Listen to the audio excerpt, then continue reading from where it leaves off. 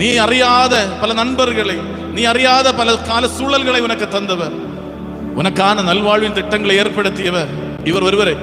ஆகையால் நீ முழுவதுமாக அவருக்கு நீ ஒப்புக்கொடு, முழுவதுமாக நீ அவரிடம் சரணடை, அவர் பார்த்துக் கொள்வார்.